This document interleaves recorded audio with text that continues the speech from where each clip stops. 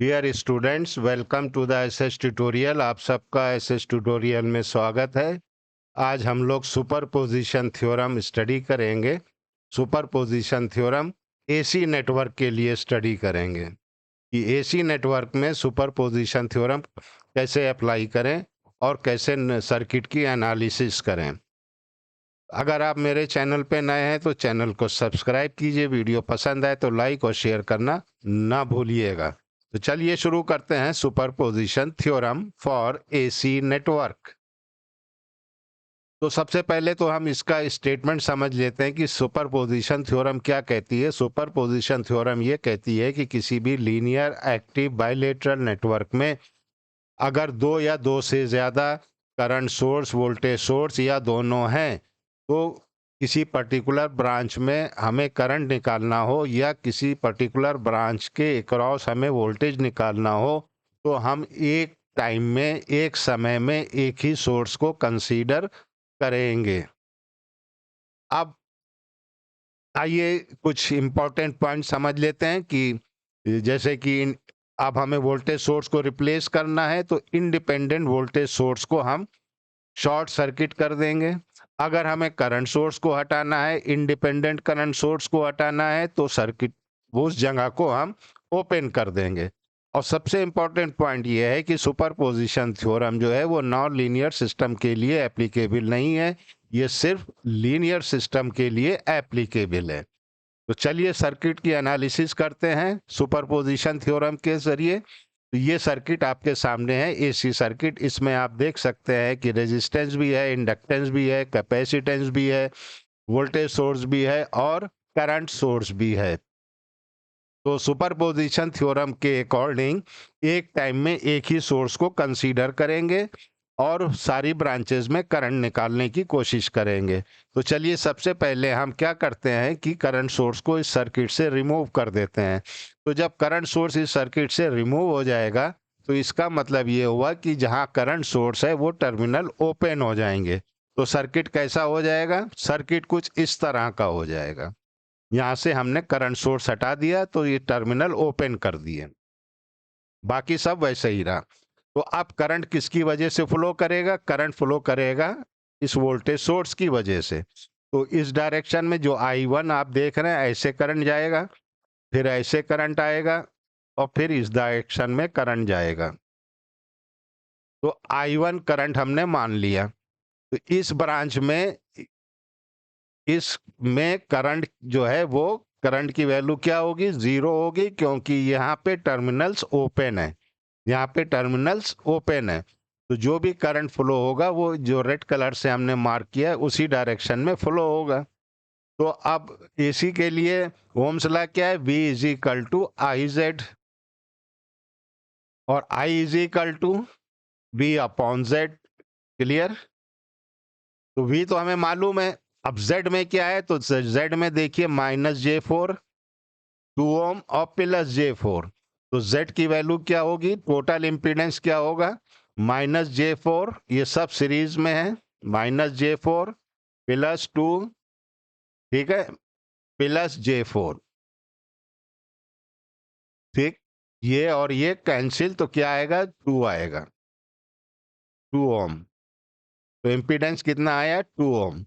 तो हमें अगर I की वैल्यू निकालना है तो वोल्टेज हमारा कितना दे रहा है? वोल्टेज हमारा दे रहा है 50 angle 30 degree, 50 angle 30 degree.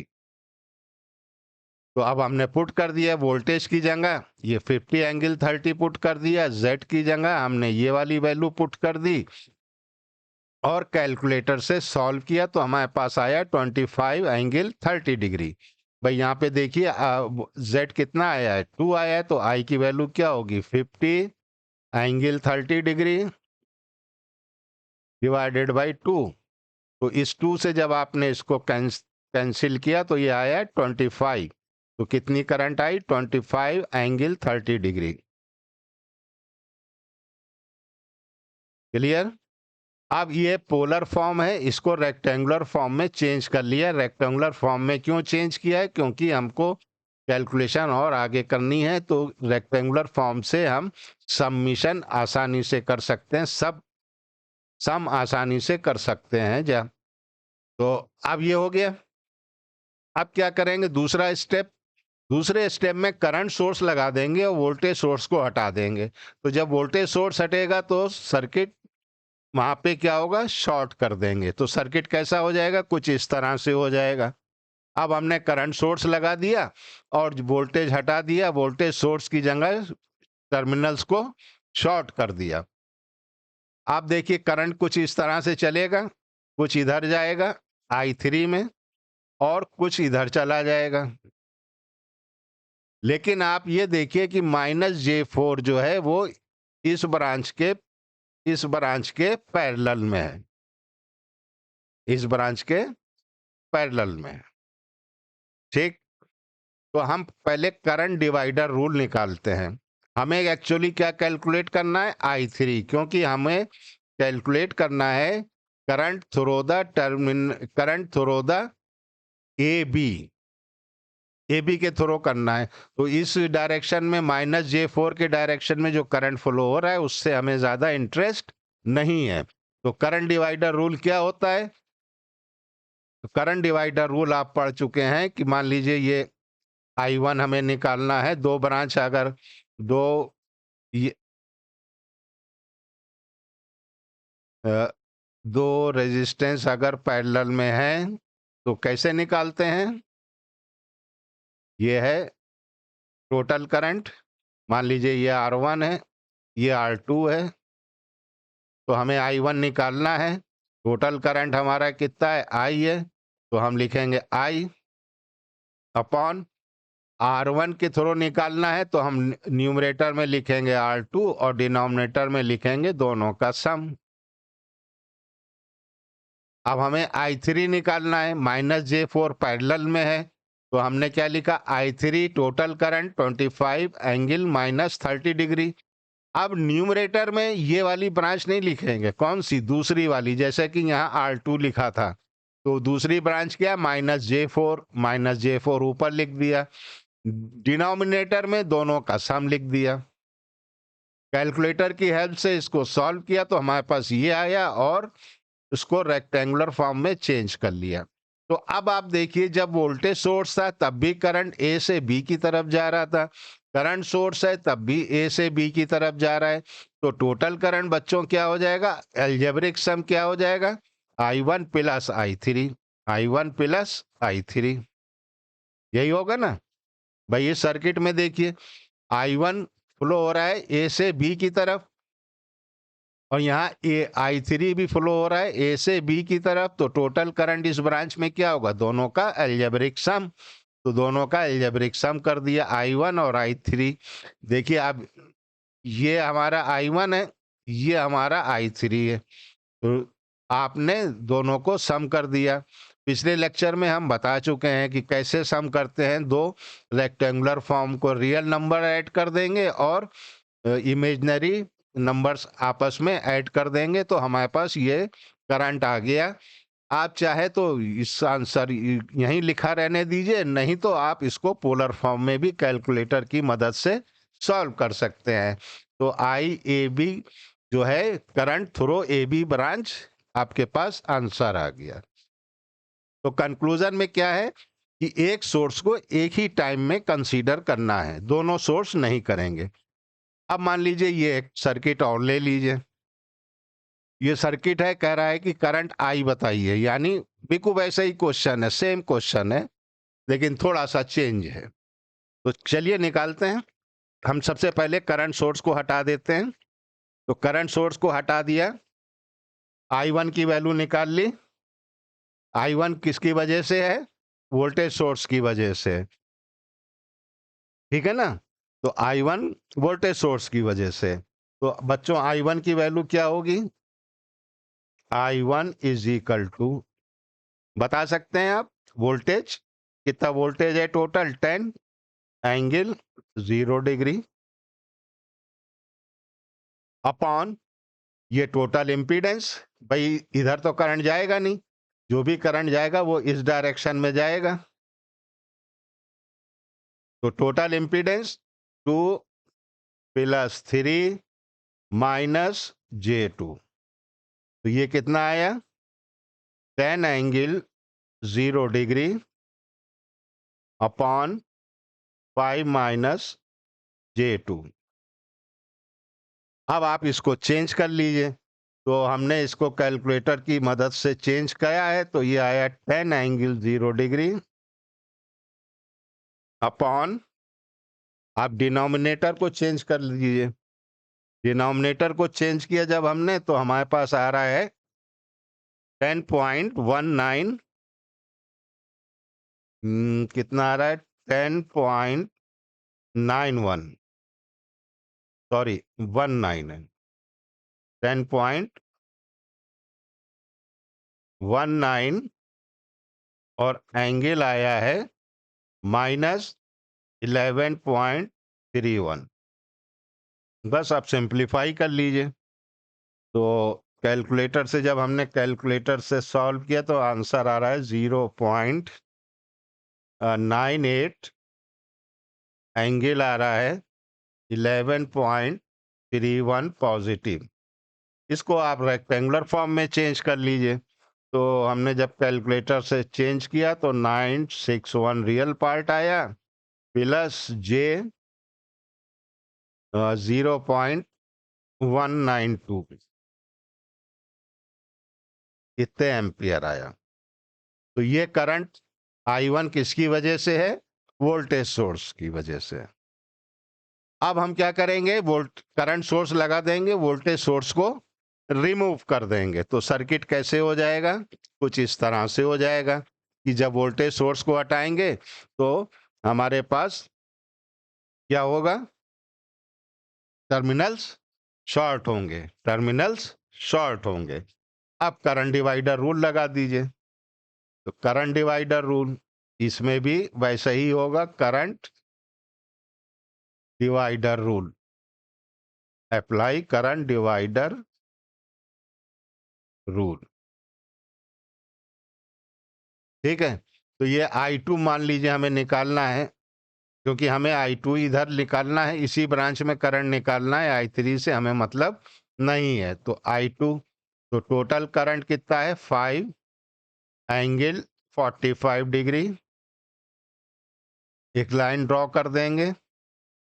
Numerator में क्या लिखेंगे, वो ब्रांच जिसमें हमें करंट निकालना है वो ब्रांच नहीं लिखेंगे, दूसरी ब्रांच लिखेंगे, ठीक है। तो दूसरी ब्रांच में एक रेजिस्टेंस है 2 ओम का और 5 ओम का, और डिनोमिनेटर में दोनों का सम, यानी 2 + 5 + 3 - J2। तो बच्चों ये आंसर कितना आ रहा है, ये तो आ गया 5 एंगल 45, ऐसे ही लिख दें, 5 एंगल 45 ऐसे ही लिख दें, ऊपर 7, नीचे 10 एंगल 10 - J2। अब ये रेक्टेंगुलर फॉर्म को हम चेंज कर सकते हैं पोलर फॉर्म में।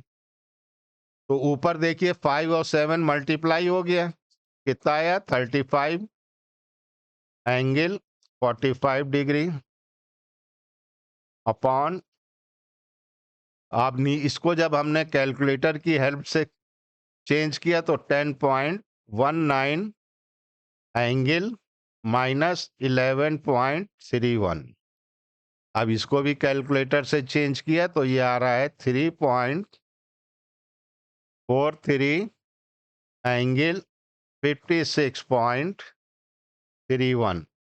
इसको रेक्टेंगुलर फॉर्म में चेंज कर लो बच्चों, तो ये आएगा 1.9 + J 2.86, इतने एम्पियर।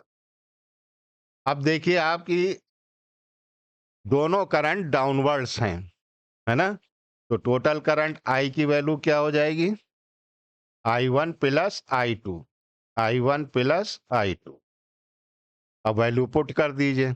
I1 निकाली थी 0.961 प्लस J 0.192, ये तो I1 आ गया। I2 क्या निकाला है, 1.9 प्लस J 1.86। अब रियल नंबर ऐड कर दें, इमेजनरी नंबर ऐड कर दें तो आंसर आ रहा है 2.861। कैलकुलेशन चेक कर लीजिएगा, कहीं मिस्टेक हो तो हमको कमेंट बॉक्स में ज़रूर बताइएगा। जे 3.052। अब चाहिए तो इसको आप पोलर फॉर्म में चेंज कर लीजिए, 4.18 एंगल 46.85। चाहे तो आप आंसर रेक्टेंगुलर फॉर्म में लिखें, चाहे आप आंसर पोलर फॉर्म में लिखें, दोनों फॉर्म में आपका आंसर सही है। तो समझ में आ गया? क्या समझ में आया कि एक टाइम में एक ही सोर्स को हम कंसीडर करेंगे। अब आइए दूसरा टाइप का एक क्वेश्चन और कर लेते हैं। अब देखिए, इसमें इंडिपेंडेंट सोर्सेज भी है और डिपेंडेंट सोर्स भी है। जो डायमंड शेप आप देख रहे हैं ये डिपेंडेंट सोर्स है। काहे पे डिपेंड कर रहा है? Vx पे। और Vx सर्किट में कहा है? Voltage across the resistance R1। तो R1 के अक्रॉस जो भी वोल्टेज चेंज होगा तो वही वोल्टेज ये डायमंड शेप स्ट्रक्चर के अक्रॉस भी चेंज होगा। इसको कैसे सॉल्व करें? इसको इंपॉर्टेंट पॉइंट ये ध्यान रखिएगा कि डायमंड शेप स्ट्रक्चर यानी डिपेंडेंट सोर्स सर्किट से आप नहीं हटाएंगे, ये बहुत डेंजरस है। चाहे वोल्टेज सोर्स हो, चाहे करंट सोर्स हो, डिपेंडेंट सोर्स आप सर्किट से नहीं हटाएंगे, क्योंकि ये डिपेंड कर रहा है Vx के ऊपर, और Vx जो है वो वोल्टेज है अक्रॉस रेजिस्टेंस R1 के।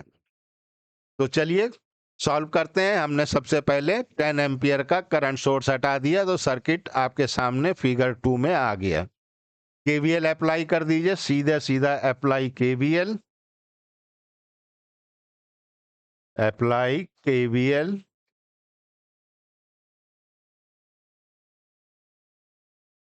इन फिगर 2, इन फिगर 2 क्या होगा आपको पता है? 20 plus Vx plus 4Vx minus 5I1 is equal to 0। इसको आप सिंप्लीफाई कीजिए तो 5I1 को हम इधर ले लेते हैं। 5I1 is equal to 20 plus 5Vx। Also Vx is equal to 2I1। ये कहां से आया अब आप बता सकते हैं? ये यहां से आया, हमने यहां पे करंट मान लिया I1 है। ठीक, क्लियर? तो Vx क्या होगा? ये I1 करंट जो फ्लो कर रहा है वोल्टेज सोर्स की वजह से, क्योंकि हमने 10 एम्पियर हटा दिया है, तो करंट ऐसे जाएगा, ऐसे जाएगा। तो यहाँ पे क्या हुआ? 2 इंटू ये वोल्टेज Vx क्या होगा? 2 इंटू I1। ठीक, वही लिखा है हमने। अब आप I1 की वैल्यू निकाल सकते हैं। कैसे? 5I1 is equal to 20 plus Vx की जगह ये पुट कर दें 10I1। I1 is equal to -4 ampere. यानी जो हमने माइनस क्या इंडिकेट कर रहा है कि जो डायरेक्शन हमने एज्यूम करी है करंट एक्चुअल उसके अपोजिट डायरेक्शन में फ्लो कर रहा है। तो ये जब 10 एम्पियर सोर्स हमने हटाया तब ये कैलकुलेशन I1 निकाल ली। अब हम क्या करेंगे? 10 एम्पियर करंट सोर्स को कनेक्ट करेंगे और वोल्टेज सोर्स 20 वोल्ट को रिमूव करेंगे और टर्मिनल्स को शॉर्ट करेंगे। तो सर्किट कुछ इस तरह से आएगा। तो यहाँ पे अब हमने क्या करा, ये 20 वोल्ट वाला जो है ये हमने शॉर्ट कर दिया। अब तो इससे कोई मतलब ही नहीं है, ठीक है ना। वोल्टेज सोर्स को हमें शॉर्ट करना है। अब हम लगाएंगे KCL, apply Kirchhoff's current law. तो देखिए इस नोड के ऊपर इनकमिंग करंट क्या है, 10 है। आउटगोइंग करंट क्या है, आउटगोइंग करंट आप मार्क करना चाहें तो मार्क भी कर सकते हैं। तो ये जो है अब हम इसको मान लेते हैं कि ये I2 है। तो यहां पे वोल्टेज क्या है, Vx है, Vx अपॉन 2। इस ब्रांच में जो करंट है R2 के अक्रॉस, तो यहाँ पे voltage Vx upon 2 plus Vx, यहाँ का वोल्टेज तो Vx है और यहाँ का वोल्टेज, पोटेंशियल डिफरेंस कितना हुआ, Vx माइनस 4Vx। अब माइनस नहीं होगा क्योंकि हम इस डायरेक्शन में मूव कर रहे हैं, हम इस डायरेक्शन में मूव कर रहे हैं। पोटेंशियल राइज हो रहा है फ्रॉम माइनस टू प्लस, तो ये होगा प्लस डिवाइडेड बाय 5, क्योंकि ये रेजिस्टेंस कितना है 5। अब इसे आप सिंप्लीफाई कीजिए तो Vx की वैल्यू हमारी आ रही है 20/3। तो अब I2 की वैल्यू क्या होगी, Vx प्लस 4Vx अपॉन 5। ठीक है ना, क्लियर हुआ। तो ये बराबर किसके हुआ, 5Vx अपॉन 5, 5 और 5 कैंसिल, ये बराबर आया Vx। तो हमारी I2 की वैल्यू आई बच्चों 20/3 एम्पियर। अब हमें निकालना है करंट थ्रो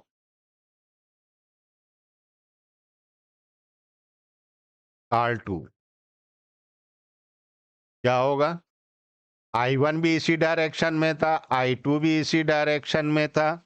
वैल्यू पुट कर दीजिए, I1 की -4 डायरेक्ट वैल्यू थी, I2 की 20/3। तो ये वैल्यू आई हमारी कितनी, 4 3 12 -12 प्लस 20/3, ये आई 8/3। चाहे तो आप आंसर यहीं पे पुट कर दीजिए, यहीं छोड़ दीजिए, और नहीं तो आप डेसिमल में भी लिख सकते हैं 2.67 एम्पियर। तो ये हमने 3 एग्जाम्पल आपको करके दिखाए।